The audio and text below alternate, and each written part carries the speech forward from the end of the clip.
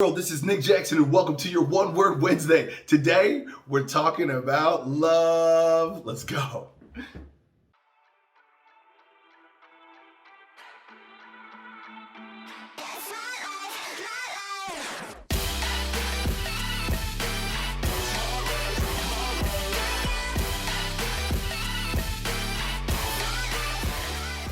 Welcome back to your One Word Wednesday. If you like what we're doing, comment, share it, do all that kind of good stuff, right? But if you want to get involved in what we're doing, we would love to have you.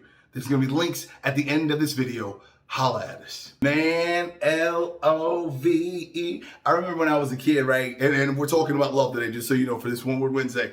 I remember when I was a kid, I was like, ew, love, yuck, right? Like yuck. Then when I got older, I was like, dang, love cost me a lot of friends. See, like my friends would be in love, therefore they stopped being my friend and started being in love. I don't like love. Love is not cool. And then like I would see as I got a little bit older, when I started studying the spiritual version of love, right? It's sacrifice.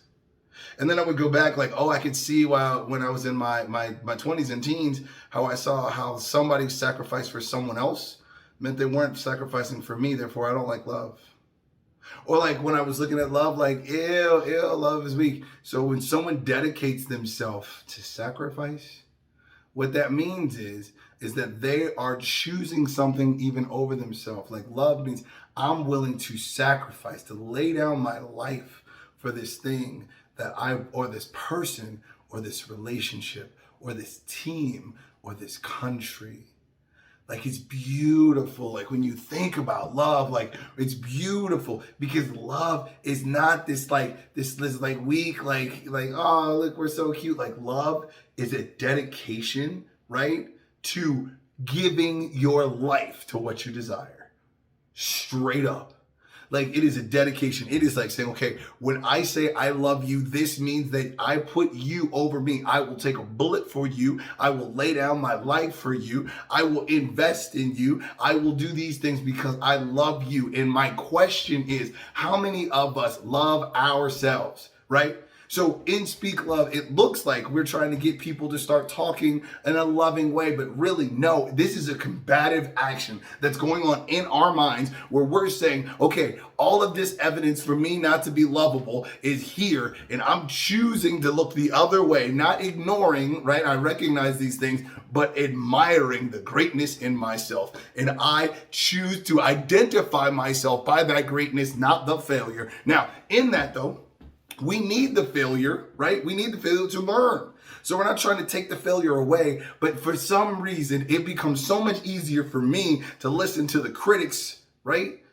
Like the ones that say you're not good enough, you're not fast enough, you're not smart enough, you ain't cute enough. Who's gonna listen to you? You dumb, you ain't got this certification. Like I can listen to the critics and honor those critics more so than looking at the achievements and being like, oh, this has been awesome. Like when you think about love, do you think about telling your stories of all within the excitement of the greatness that you see in yourself? Like how many times have you stopped to be like, oh, that was a victory. Man, what a great story that was. This is beautiful. So when you talk about love, like if you say, I love my spouse, that means you're willing to sacrifice for them. So don't complain if you're asked to do so.